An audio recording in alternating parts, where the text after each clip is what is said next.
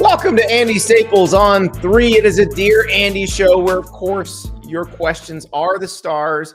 We got great questions about the situation at Miami, the taking a knee or a lack thereof at Miami. We got questions about Oklahoma. We got questions about the ACC title race. We got questions about the college football playoff and who gets left out. And there's a really good question that I'm going to answer where I'm presented with a scenario and the question is who gets left out.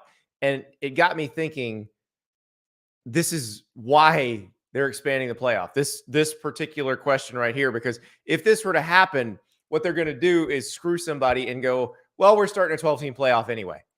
And they're just going to be like, that's it, forget about it. So it is Monday night, which means this is when we reveal our 12-team hypothetical projected playoff as if they were doing it this year. So let's do that now. Let's open the show with that.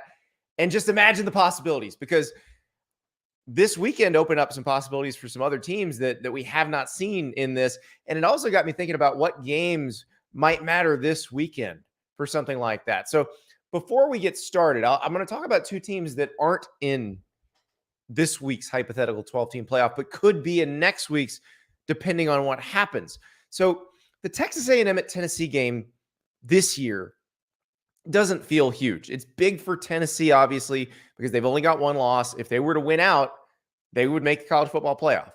But I don't think anybody expects them to win out. They've still got to play Georgia. They've still got to play Alabama.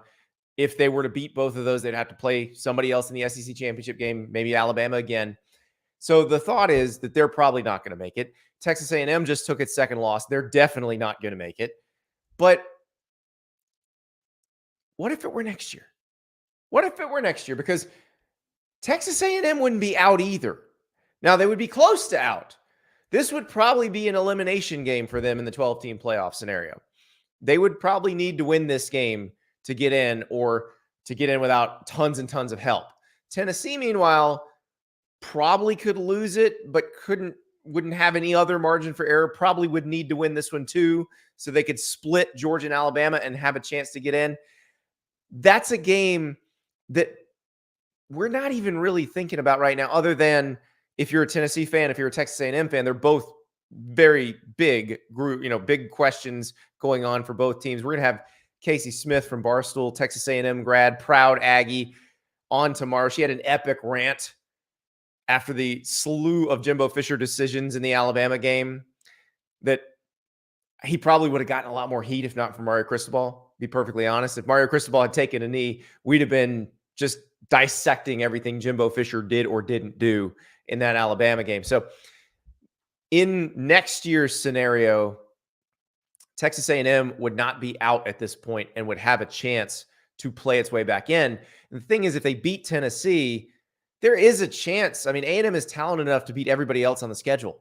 So they could be a 10-2 team that doesn't win the West, that doesn't play for the SEC championship, but in the 12-team playoff, they're going to be in there somewhere. And if they're hot, especially you think about it, they would be coming off a pretty big win streak to end the season. They'd be one of those teams you don't want to see in that scenario. So we'll see what happens with that game, but it will not mean as much now as it would if there's a 12-team playoff, because both teams still feel very much alive in that scenario, and they don't feel very much alive right now. Let us go to what we think it would look like. Now, remember, we're using the current conference alignments. So next year, Texas and Oklahoma will be in the SEC. Oregon, Washington, USC will be in the Big Ten. There will be no Pac-12, or there will be some other version of the Pac-12. We'll see. News today, Washington filed a motion to dismiss the Washington State and Oregon State lawsuit that is basically keeping the Pac-12 departing schools from making decisions for the Pac-12, which essentially is keeping them from looting the treasury, basically. So, but we're using this year's for this. And so we'll say 6 highest ranked conference champs, 6 at-larges, and the teams are in the leagues they're in. So what I have is basically a version of that projected college football playoff New Year's Six that we did for the actual playoff format this year. But what makes it interesting is you have to move some stuff around. In that one, I had Michigan also making the playoff along with Penn State in the 14 playoff. Obviously, they both make the 12-team playoff, but Michigan couldn't be the 4 seed in that situation. So this is me saying Penn State wins the Big Ten, that they're undefeated, that they beat Michigan and they beat Ohio State, and they're in. But Michigan beats Ohio State, and Ohio State only loses to Michigan from here on out, or only loses to Michigan and Penn State. So they both get in. But Michigan, even if we thought they were the 4th best team in the country, cannot be the 4 seed because remember, the top 4 seeds are reserved for conference champions. So Michigan would not get a bye, would have to play that first round game, but would get a home game. So we got Georgia number 1 as the SEC champ. Penn State number 2 is the Big Ten champ. Oklahoma, the Big 12 champ at 3. Florida State, your ACC champ at 4. Michigan at 5. Your Pac-12 champ, Oregon at 6. Now, again, in real life and in this, if Oregon is undefeated, they're going to be in the top 4. If Oregon is 12-1 as the Pac-12 champ, they're going to be in the top 4 because the league is so deep this year. So this is me saying I think the Pac-12 cannibalizes itself a bit and the champ comes out with 2 losses. Number 7, Ohio State. Number 8, Washington. Number 9, Texas. Number 10, Louisville. Number 11, North Carolina. And number 12, I've got Wyoming there, predicting they win the Mountain West, predicting they're the highest ranked Group of 5 champ. Now, they may not hold on to that spot any longer than this week because they got to go play Air Force. So how does that match up? What does that look like? It means Wyoming's headed to Ann Arbor. It means Michigan gets a game that it probably should win, and the winner of that would play Florida State in the Sugar Bowl. Meanwhile, next game, North Carolina, Oregon. This one would be a lot of fun. Drake May against Bo Nix in Eugene. Autzen Stadium is a very tough place to play. It's not huge. It doesn't hold a ton of people, but the acoustics of that place and the passion of that fan base make it a very loud place to play. So that would be a very fun game. The winner of that one would play number 3 Oklahoma in the Fiesta Bowl. Louisville, our darling that just beat Notre Dame, that if you look at the rest of the schedule, you go, if they get past Duke, it is really, really Kentucky standing in the way of them going undefeated. So they have a chance. And in the 12-team scenario, even if they dropped one, I think there's a good chance they would end up in the playoff. So I got them playing Ohio State, winner playing number 2 Penn State in the Rose Bowl, and then number 9 Texas at number 8 Washington. This is where seeding would really matter because these two probably would have pretty similar resumes. This predicts that Texas loses again to Oklahoma in the Big 12 championship game. Neither one loses another game, or Oklahoma maybe drops one along the way, but beats Texas in the rematch, but probably undefeated Oklahoma in this scenario. The winner would play Georgia in the Peach Bowl, but I'm sure if you're Texas, you'd rather play that game in Austin than Seattle. So that's where seeding will matter. These things truly, truly matter. So that is your 12-team projected playoff right now, subject to change. And that's one thing I want to do as we go through this. One of the reasons we're doing this is kind of train our brains for when this is the real thing, because I think we're going to have to really change the way we think about success and what matters. I'm going to try to make notes of games like the one we just talked about, the Texas A&M Tennessee game, that maybe wouldn't matter.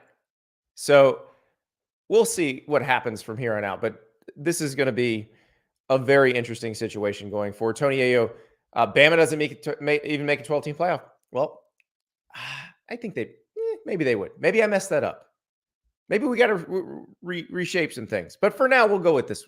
We'll do another one next week.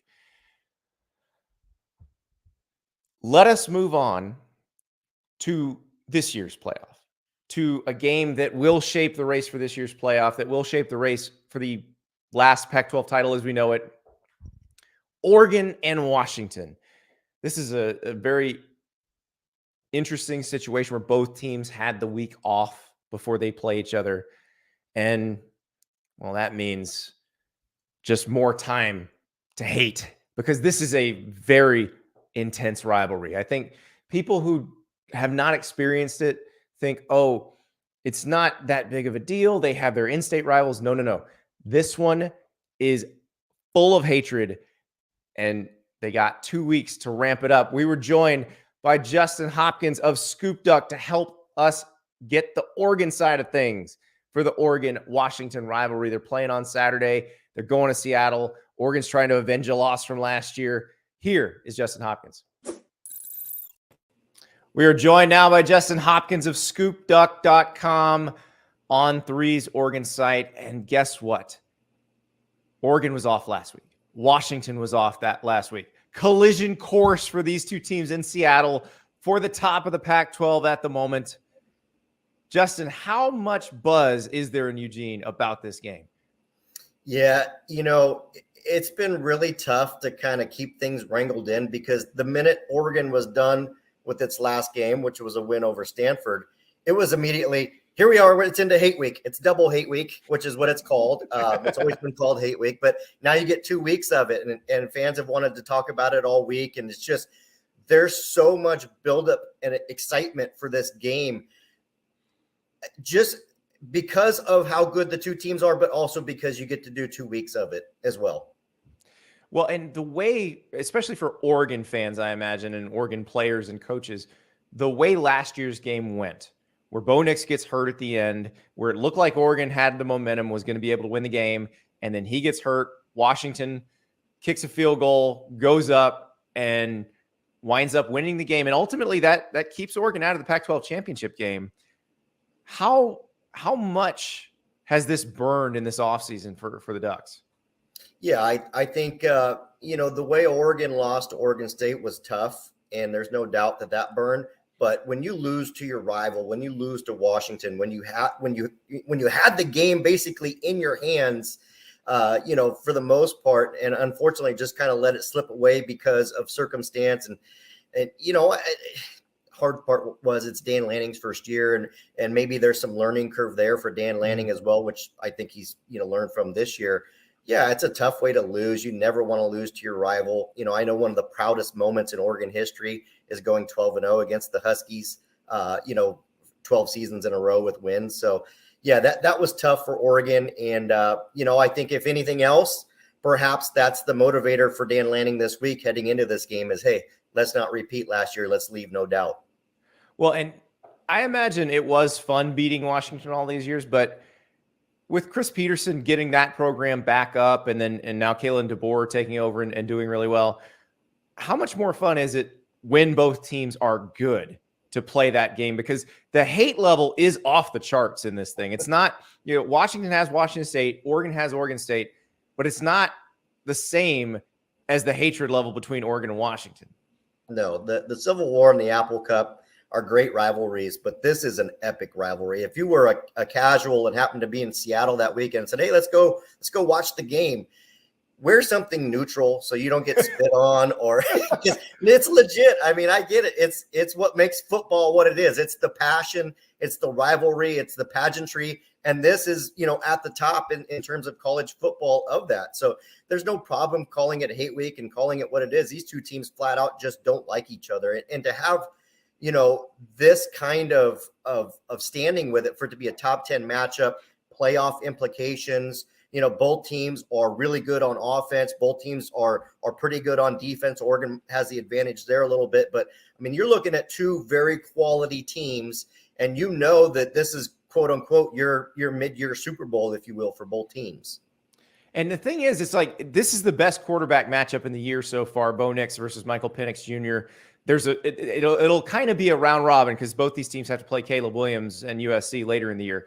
But it is just so much fun to see quarterbacks playing at this level. And Penix throws the prettiest deep ball in America. He's got those great receivers. But let's talk about Nix. He's completing 80% of his passes this year. That's insane. It is. Yeah. It's Oregon's offense. They're two completely different offenses. Oregon does put up the passing numbers, but it's more of an efficiency, right? It's a lot shorter, screens and just simple patterns that keep the offense moving down the field. Whereas, Washington can break your back on a single play. They can chuck a 70-yarder, on first down if they want to. So it's a different way of going about it. But I mean, when you have a general out there like Bo Nix with his experience, with his understanding of the offense, of his ability to read the defense, as you'll recall, just 2 years ago, we were all, hey, is Bo Nix ever going to get it? He's kind of an interception machine. He struggles there. And now he's one of the most efficient quarterbacks in America. I believe Oregon's first turnover was last week against Stanford. That's pretty remarkable. So now that you've seen almost half a season of Will Stein, what are the differences between his offense and the one Kenny Dillingham ran? Not a lot, really. I think they tend to lean on the run game a little bit less than Dillingham did. And I don't know that it's lean. I think they're just kind of saving that, saying, okay, well, if you're not going to stop what we're doing, we're having success here with the short intermediate throws. I think we're going to keep doing that. And then once you decide that that's what you're going to do and we spread you wide, we're going to send Bucky Irving right up the gut, or, whoever the running back is back there. They're 3 or 4 deep in the backfield without Noah Whittington, who's a tremendous player, but done for the year. It's just the ability to have that balance. And it's, as we know, if you're an offensive coordinator, you're looking at matchups, you're looking at numbers, you're looking at where you can take advantage of the defense. And I think Will Stein does that almost underappreciated to an underappreciated level. Is just that it's so small and you don't really notice until after the game. You're like, that was really good. Well, and it helps having that offensive line. And I think about, one of Dan Lanning's first big gets was getting Josh Connerly to commit. It was a Oregon USC recruiting matchup. He's a 5-star. He's one of those, he waited till February. And that felt like the first sign, okay, he's going to keep doing on the line of scrimmage what Mario Cristobal was, but he's also a defensive guy who's going to bring in these guys on the other side of the ball too. And Connerly, after a season to kind of get used to things, seems to be as advertised. Yeah, he's having a tremendous second season. Last year, he was a real bright spot on that offensive line. I know that when he came in, he kind of came in late because of when he signed and enrolled, and it was after April. He didn't get the benefit of spring ball. And next thing you know, in fall ball, a couple weeks, it's like, he's pretty good, but it's not there yet. And then it was like 2 games in, it's like, yeah, he's a real deal. And this year, he's just capitalized on that. And I think because, like you said, that offensive line is very complete all the way across. They give up very few pressures, virtually no sacks on Bo Nix this year. You almost don't talk about Connerly enough because they're all really good, but he's exceptional, as he's just a very gifted player. And I don't think he's getting the national recognition. Now, defensively, they did add some pieces through the portal. They lost Christian Gonzalez, first-round corner, but like you said earlier, it does feel like a more complete defense. Why is that? Yeah, I think it was those portal additions. If you look at what Oregon did this offseason, and again, ahead of this matchup, Washington's very pass-happy attack. I think you knew, if you're Dan Lanning, you're looking at USC and what Lincoln Riley's always done, and he throws the football. He's got Caleb Williams. They bolstered up in that secondary. So a lot of their key contributors in the secondary this year were through the transfer portal. Tysheem Johnson from Ole Miss, starter in the secondary. Kyrie Jackson, starter at corner from Alabama. Evan Williams from Fresno State. His brother Bennett played at Oregon last year, starter at safety. So that's where they really bolstered up. Now, you went and got Jordan Birch up front, which has been a tremendous get. We have yet to see Justin Jacobs from Iowa. I know everybody's just kind of waiting for his debut, and I think we're going to finally see it in Seattle this week.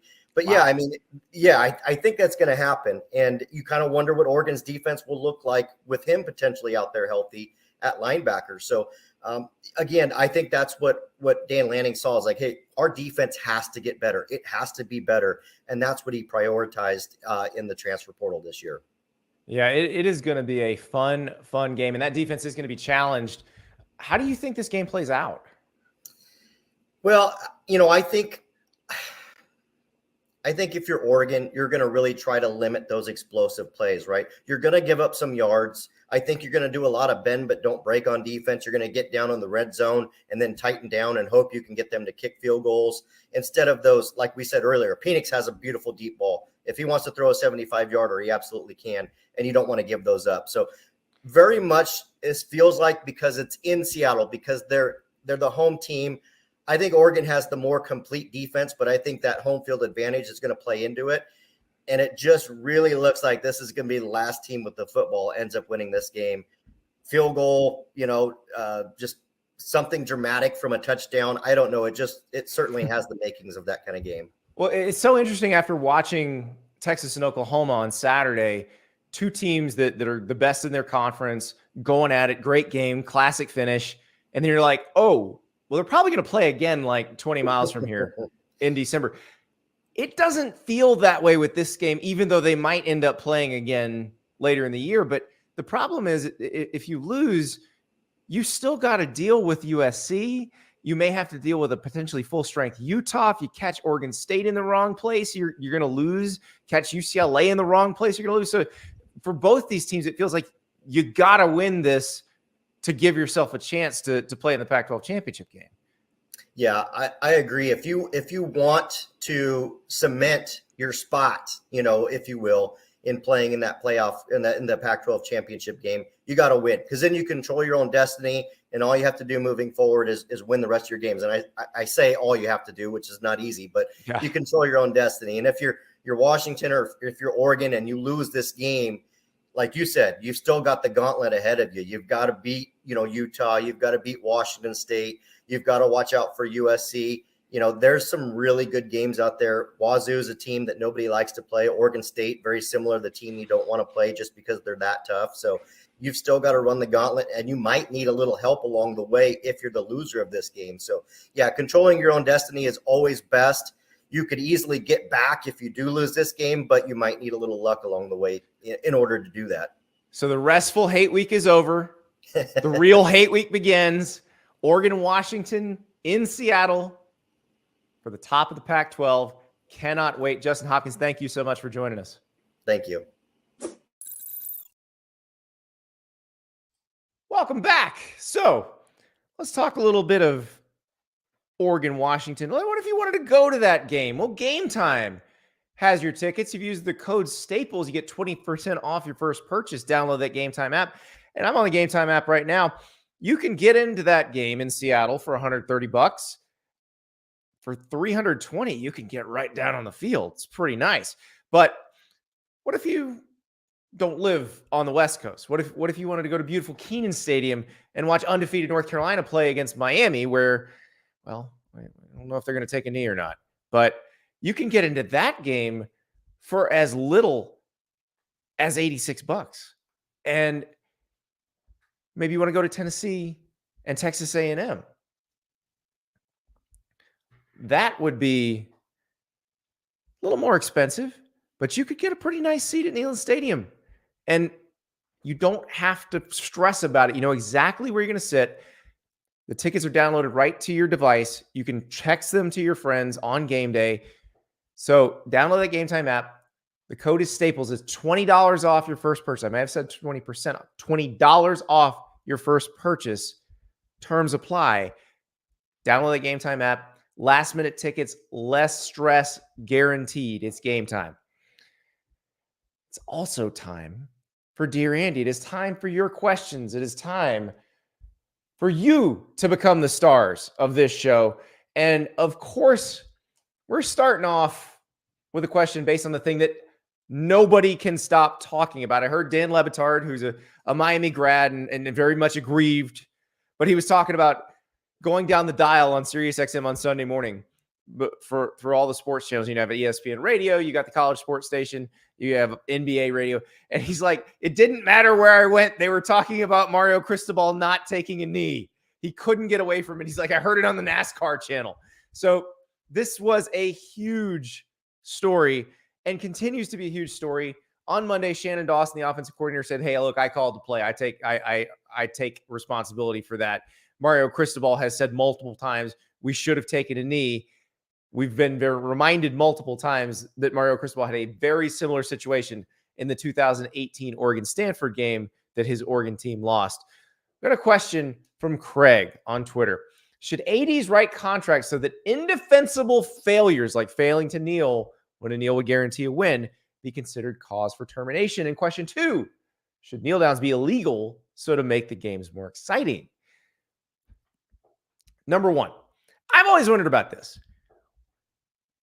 You could just write into a contract, we can fire you for cause if you lose too many games, and set a number if you wanted to. Now, no respectable agent is going to let his client sign that contract.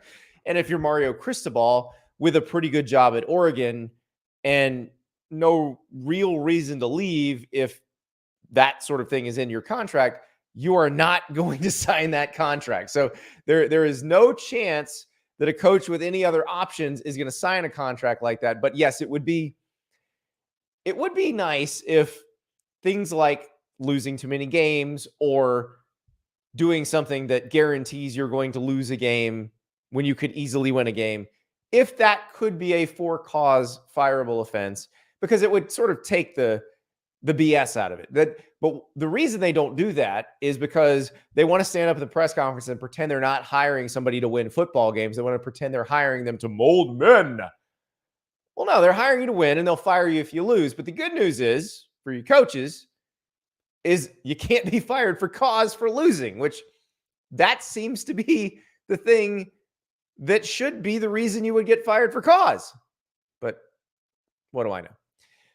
As for question number 2, should kneel downs be illegal so as to make the game more exciting? No, because this is done within the clock rules. You're not changing anything. If you made kneel downs illegal, they would just do something else to kill a play. You wouldn't do a kneel down. You'd do like a flop down. Like, it's college football. Once you hit the ground, the play's over. Now, the NFL would be a little bit different. In the NFL, I guess if you did a flop down, you'd have to wait for somebody to touch you. And the defense could not touch you, but then that would keep the clock running. So it doesn't make any sense to make a change like this. I do realize there are sports that have certain rules that don't make sense just for more competitive spice. The NBA is a good example.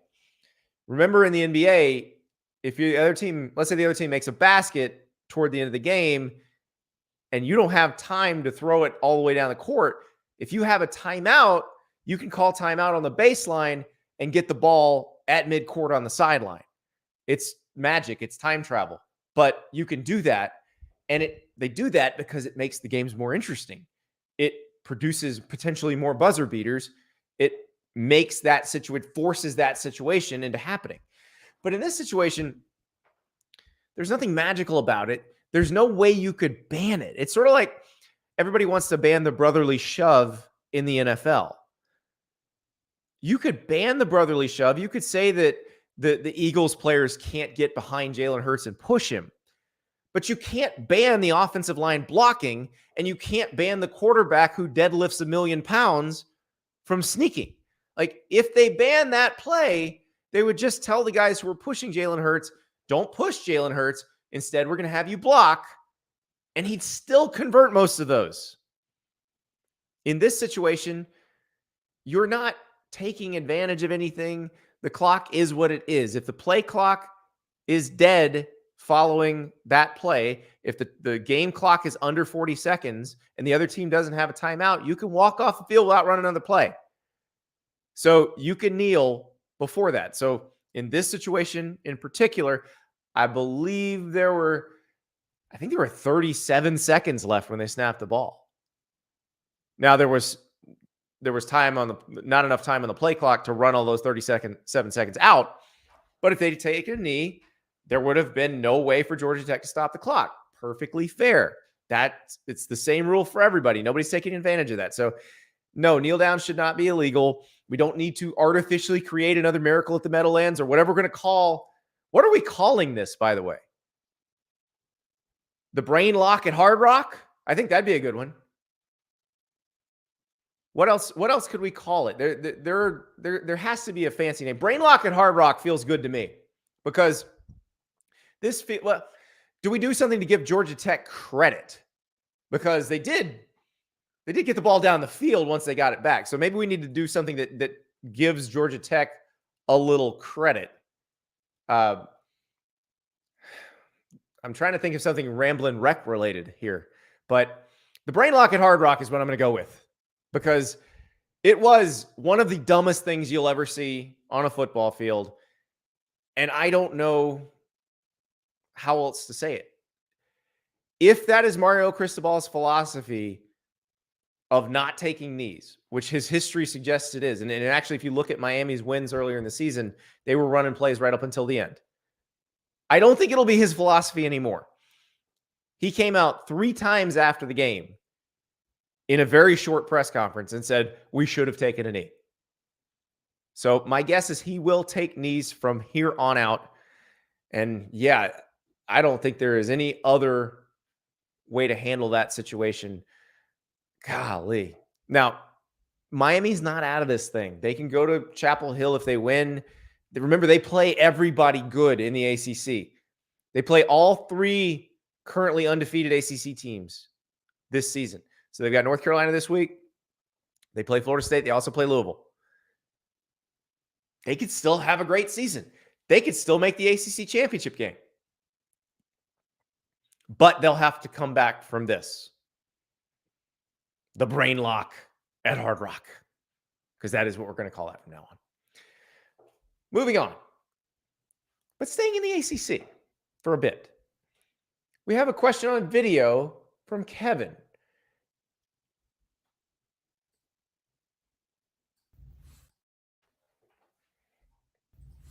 Dear Andy, if every Power 5 conference has a one-loss champion, except for the ACC, and their champion is undefeated, which team is getting left out?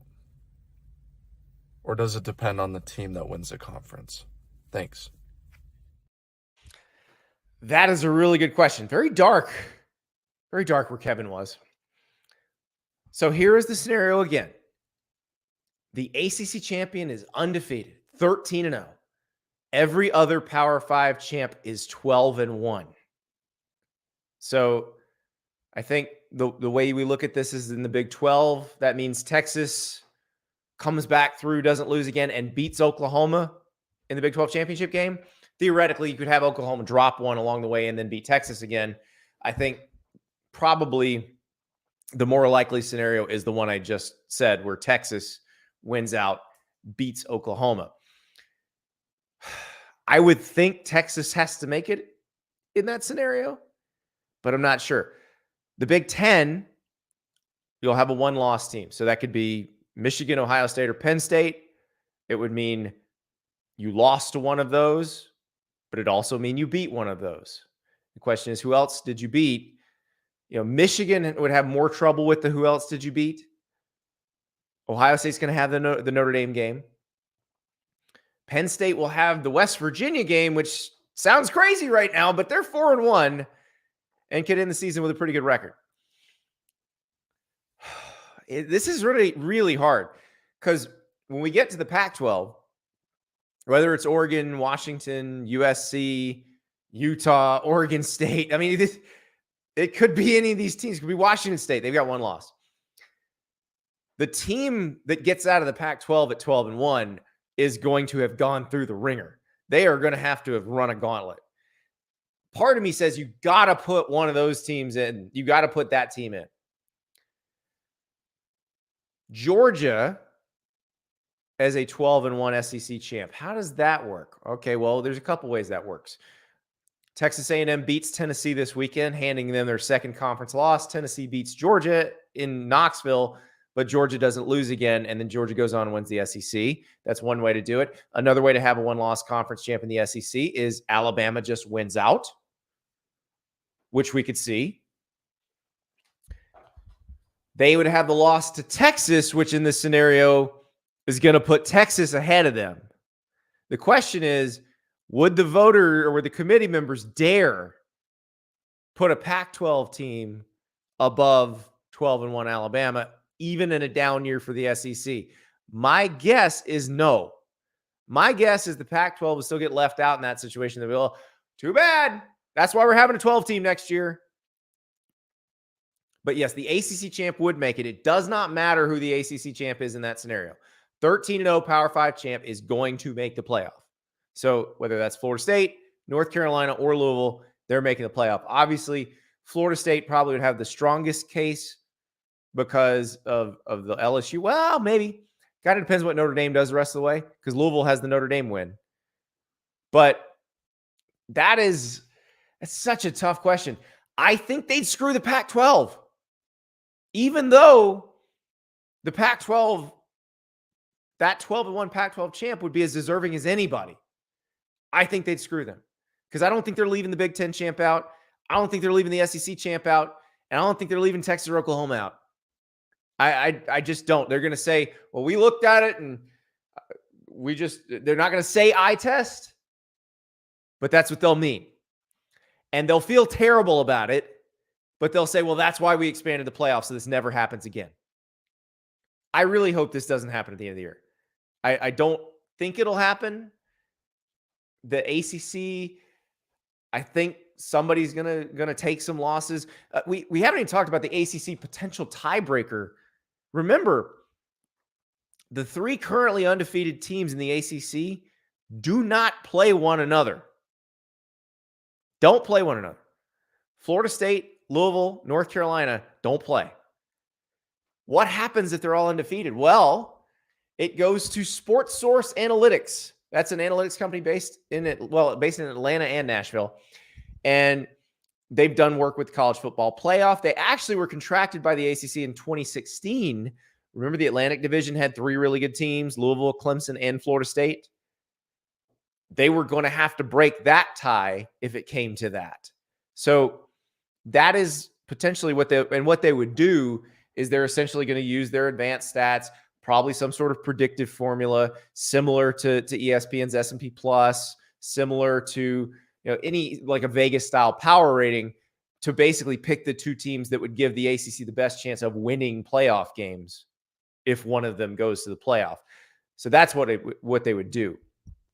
It will probably mimic what a human poll would do, but that would probably favor Florida State and North Carolina based on their schedules. And we'll see. But that is a great question. The 13-0 ACC champ would be in. And I don't think they're leaving out the Big Ten champ. And I don't think they're leaving out the SEC champ. And then you'd have essentially Texas and somebody from the Pac-12, which, again, it could be a lot of teams. There's a lot of good teams in the Pac-12. But, man, what a tough decision that would be. And again, I think they just throw up their hands. Well, we messed this up. We messed it up when we did a 14 playoff, and now we're doing a 12 team. We're sorry we screwed you. We're sorry, Pac-12, that you got screwed. We're sorry that you don't exist next year. We're just sorry. Jesse, in the immortal words of Bart Scott, can't wait in the chat. All right. Let us move on to our next question, and it comes from Ian. A major story no one is talking about is the impact of the COVID year of eligibility and how it's affecting the national championship and Heisman picture. Jordan Travis, Bo Nix, Michael Penix, and others. Travis and Penix have been in college since 2018. It's quite an advantage to get 2 senior seasons. Plus, the NIL is a solid reason to come back for one more year. It's a massive advantage, and no one is talking about it. Counterpoint, Ian, lots of people are talking about it. Every coach in the world is talking about it. We're talking about it too. It's not the most interesting podcast topic, so that's why we don't spend a lot of time going, it's the COVID year and this. But it is absolutely a reason why a lot of teams that were kind of that second tier below the elite teams are now better and closer to the elite teams, or maybe are the elite teams. And it's also a reason why teams that typically lose a lot of draft picks and lose them early, they have kind of come down to the pack a little bit because they have to. They have to come down because they were losing everybody at the same rate, and they're just younger. Meanwhile, these teams that don't lose juniors and seniors to the draft every single year, well, they've got now super seniors. They've got 6-year seniors. They've got 5th-year seniors who would not be playing otherwise. The class of 2018 thing is a great point. Jordan Travis, Bo Nix, Michael Penix Jr., all examples of that person. Bo Nix started as a freshman, and he's still playing. I believe he was a freshman in 2019, I believe, but he's played every single year.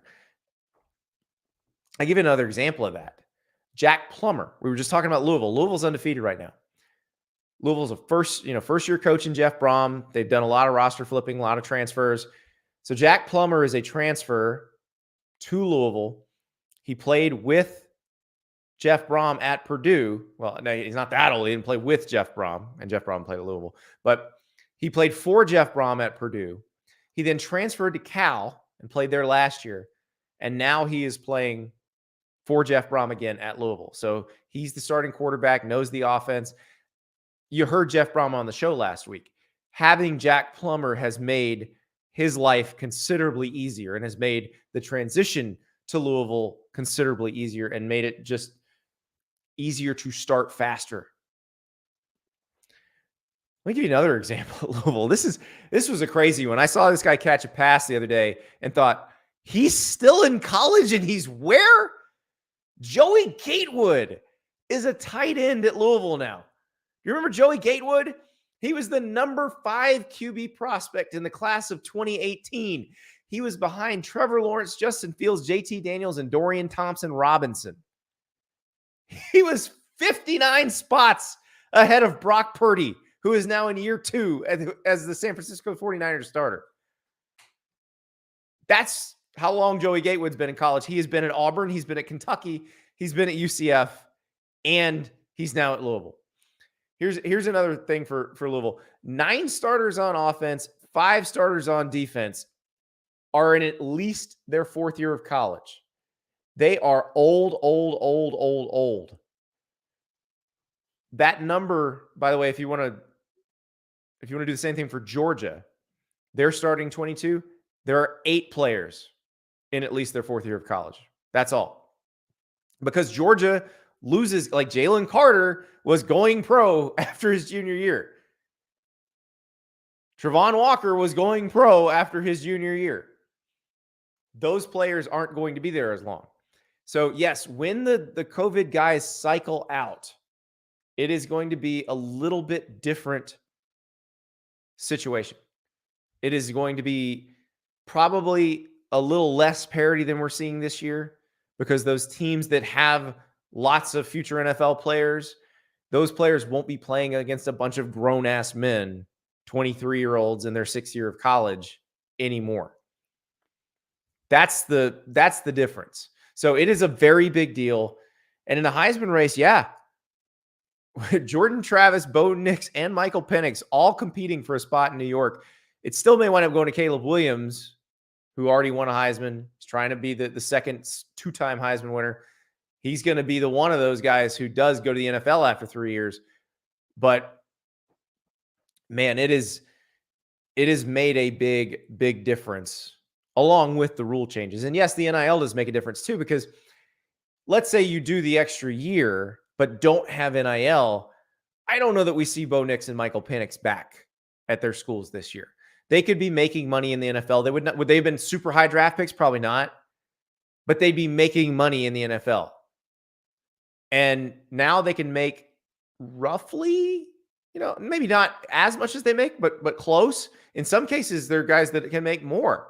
I would think Sam Hartman is probably making a little more than he might have made as an NFL player this year. So that's why they're doing it. But it is absolutely a huge deal. Ian's right. And there are people talking about it because it is impossible to ignore. Impossible. Next, we have a question from Darren. What team do you think is this year's TCU? A team that is quietly undefeated, that has a legit shot to grab a playoff spot? It's Louisville. It's the team we were just talking about. It's the team that beat Notre Dame this past weekend. Now, here's the thing. A lot of this is schedule-based. And that's what the talk was coming into the season. Because remember, I've been saying I think Jeff Brom is going to get Louisville going and be a force in the ACC. And the people who really cover the ACC were like, look at that schedule this year. Pretty easy, but it gets harder next year. I think they'll be fine next year, but they're not wrong about this schedule. As I mentioned, they miss North Carolina and they miss Florida State. So their toughest remaining ACC games are Duke and Miami. Their toughest remaining game is probably Kentucky. There is a good chance that Louisville could end the season 11-1, lost to Kentucky, undefeated in conference play. Could they be 12-0? Yeah, they could. If they can beat Notre Dame, they can beat the other teams on their schedule. So the other part of that is they don't have the back-to-back-to-back, that it doesn't get rough. Like Miami's got to play North Carolina this weekend. Then they got to turn around. It's going to be hard for them. Notre Dame had to play that kind of meat grinder 3 weeks where they had Ohio State, then they had Duke, then they had Louisville, and then USC. Like Notre Dame trying to make the playoff, awfully hard to go 11-1 or 12-0 when you have a stretch like that. Louisville doesn't really have a stretch like that. They win the Notre Dame game. Now they play Pitt. Now, look, if you look at Louisville's schedule this season, like they barely beat Indiana. They had to come back in week 1 and beat Georgia Tech. They've had moments where it looked like they might lose. So it's not guaranteed that they would just rip through this next set of teams. But Pittsburgh has not been good. Duke is good, but Riley Leonard is banged up with an ankle injury. Virginia Tech has been bad. Virginia has been bad. We don't know what Miami will be by the season's end. They could be riding high, or what happened this past weekend makes them fall apart. Kentucky, we know they're pretty good. What happened at Georgia happened at Georgia. But my guess is Kentucky is one of the better teams in the SEC East, and Louisville has struggled with them of late. So it is possible, but that's why what I just went over with the players and the age of the players. 14 of 22 starters on offense and defense, 4th year or older. That's a big deal. It makes a big difference, especially when you're dealing with success like this. And you know, older guys are not going to be as, oh, we're the best in the world, and then they fall asleep and they lose to Pitt. Maybe that happens, but my guess is they will come out of this game being just fine. That they will take it seriously and they will play Pitt to the best of their ability and they will beat them. Now, the Duke game's another story. Duke's pretty good this year. Duke can beat them. But Louisville has a very good chance. Now, this is one of those things where if you're in a 12-team playoff scenario, I would not like Louisville's chances against most of the teams they would have to play in that 12-team playoff. But here's the thing. If they make the ACC title game, they're going to have to play somebody good.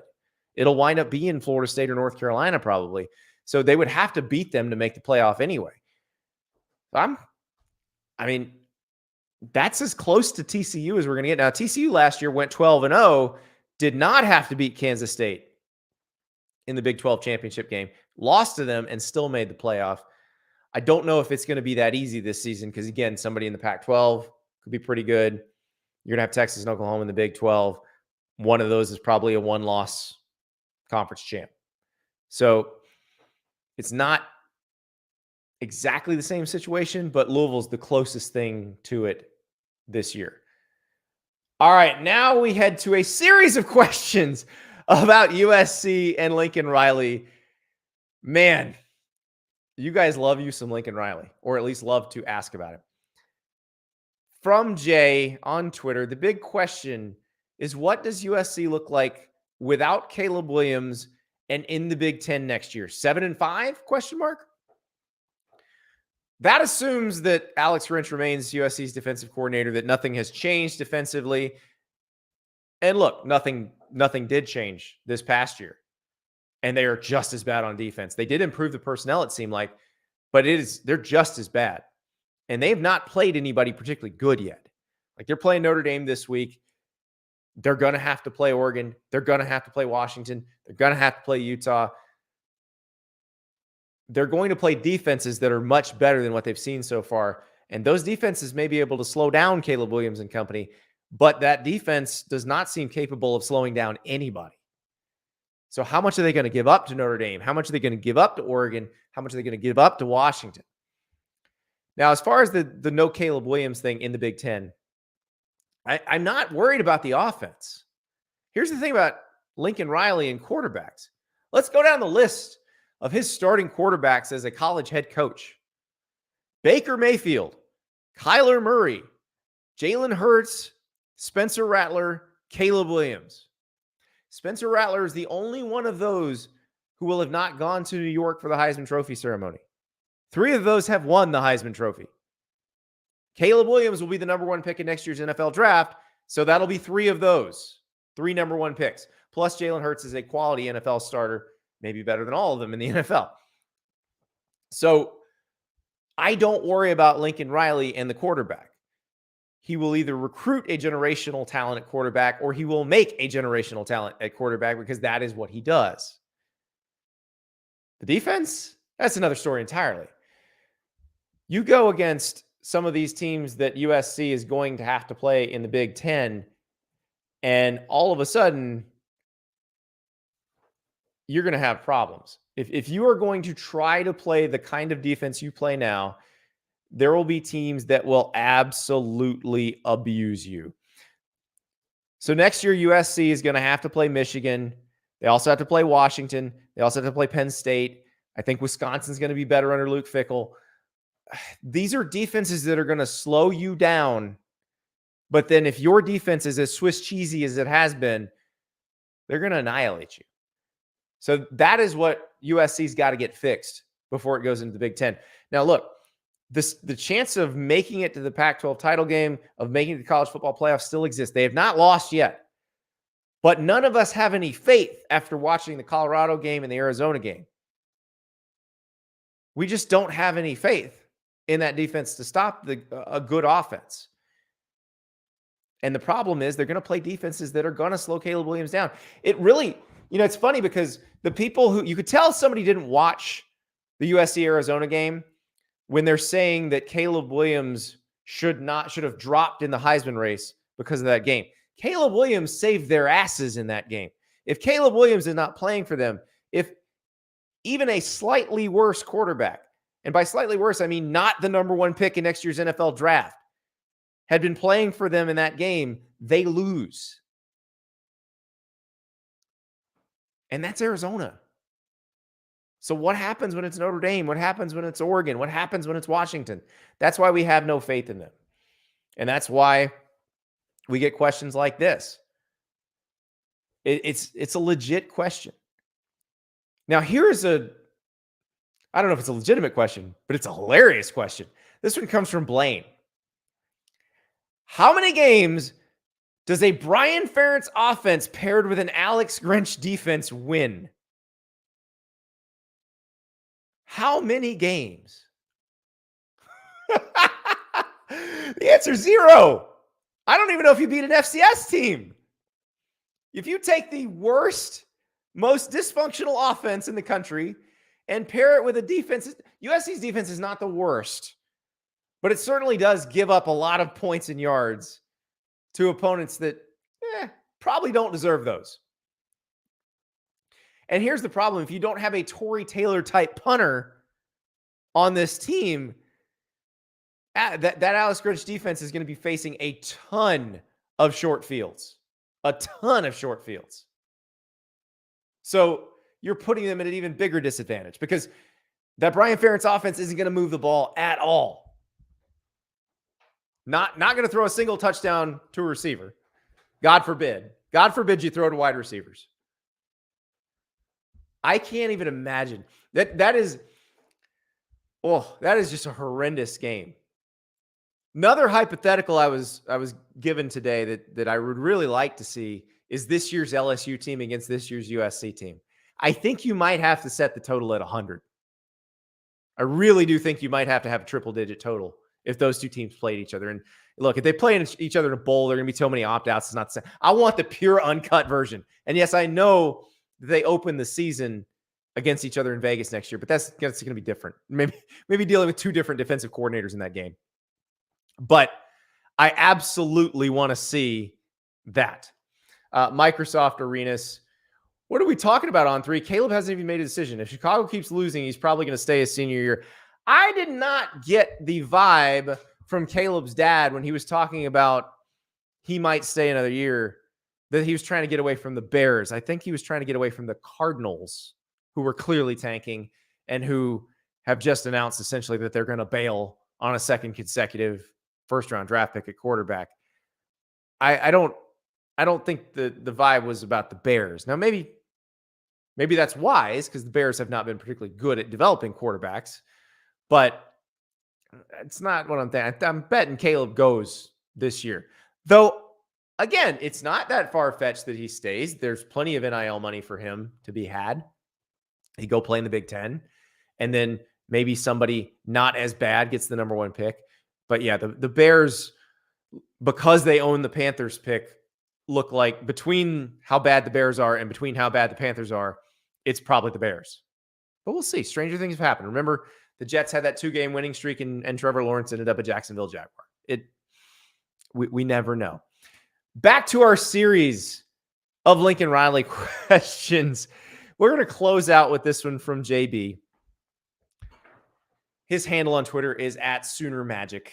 JB is a dedicated listener/viewer of this program, dedicated listener/viewer of my old program with one Ari Wasserman. This question is a reference to something Ari said and wrote. Please explain why it's okay for us OU fans to still despise Tebow. We will not let it go, and that's just fine with me. Now, if you don't know, he spelled Tebow T-B-O-W. He's not talking about Tim Tebow, the former Florida quarterback who now is on ESPN. It is, those letters stand for something, and I will let you look it up on Urban Dictionary if you don't know what it means. But it is a reference to Lincoln Riley. And what he's saying basically is, aren't we still allowed to hate Lincoln Riley? Because this is a reference to my friend Ari, who said in the wake of the Red River game, hey, Oklahoma fans, you don't have to worry about Lincoln Riley anymore. You won the divorce. Living well is the best revenge. To which I say, nonsense. Utter nonsense. You can hate as much as you want, Oklahoma fans. Don't feel the least bit bad about it, because here's the thing that separates fandom and coachdom. For a coach, in most cases, even if it's that person's alma mater, which it was not in Lincoln Riley's case, it's a job. It's the same stresses, in fact, probably more stress than all of our jobs, with a lot of the same factors. Does your family like living here? Are people planning for sale signs in your yard? Do people get mad every time you lose? Like, these are all things that you've got to think about. Are you recruiting well enough to have a roster that will be good in the league you're going into, which at Oklahoma was going to be the SEC? All things you've got to consider. And so you look at it like any of us would look at changing our jobs. But the thing is, fans don't look at it that way. When you leave one school to go to another school, you are saying that that school that you love, that is a giant piece of your personal identity, is lesser, is not as good as this other school that I'm going to. I don't like you, and I like these people better. That's what that means to the fan. And that's okay. That's why the coaches get paid so much. That's why there's so many people in the stands. That's why there's so many people watching at home. It's okay to feel that way. And I don't think Oklahoma fans are ever going to let it go. Because to an Oklahoma fan, the University of Oklahoma is the greatest place on God's green earth. And why anybody would ever want to leave is mystifying.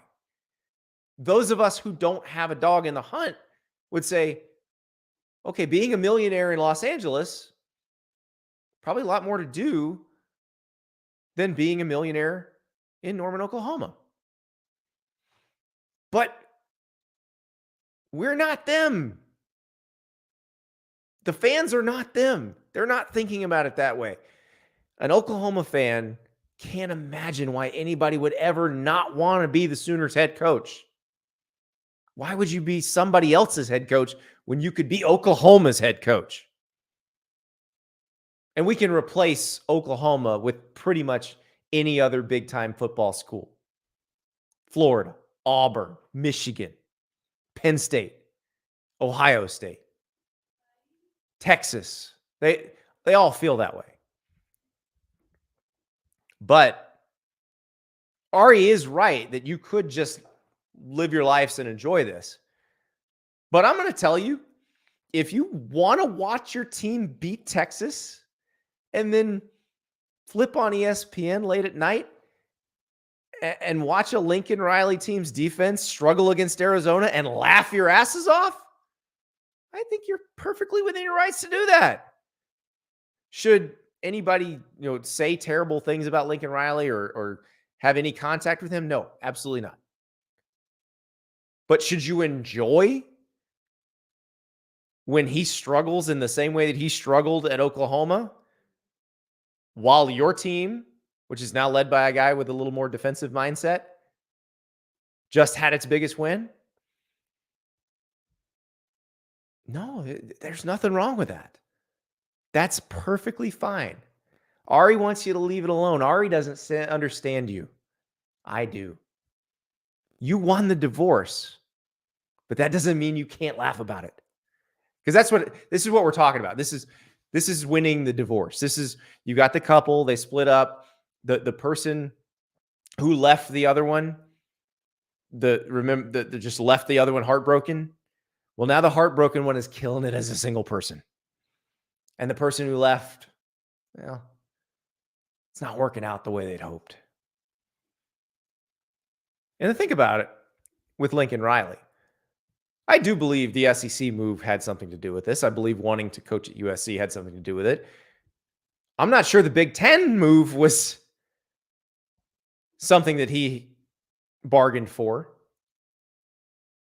It was somewhat in the works, but not that far down the road. So I don't know if he really liked, because if he wasn't going to enjoy being in the SEC at Oklahoma, being in a Big Ten that is similarly competitive once these new teams show up, that's not going to be much easier. You're still going to have to recruit the same way you were going to have to recruit at Oklahoma. You're going to have to recruit those same kind of players. So really, he didn't get what he wanted out of that divorce. Oklahoma didn't want the divorce, but I think they wound up on the right side of it. We'll see. Could be wrong. Maybe USC fixes its defense magically. They go to the playoff this year. Oklahoma's in a better spot right now. You won the divorce. Do you have to just live well and forget it? Nah. You go ahead and laugh as much as you want. Thank you so much. Thank you for all the great questions. I do love a Dear Andy show. Some of my favorite nights. We got a big show coming for you on Tuesday. We're going to talk Texas A&M with Casey Smith, because I don't think we're talking enough about the Aggies and how that game went against Alabama and where they're at, because this could go a couple different ways. They are still good enough to have a very good season. They're talented enough to have a very good season. It doesn't have to go completely downhill for Jimbo Fisher after this, but it may if they let it go. And this trip to Tennessee is a very big challenge for them. We're going to have North Carolina edge rusher Kamen Rucker on. We're going to talk Tar Heels defense. This was a group that really struggled last year. They have been a strength of the team this year. They're going against that Miami offense.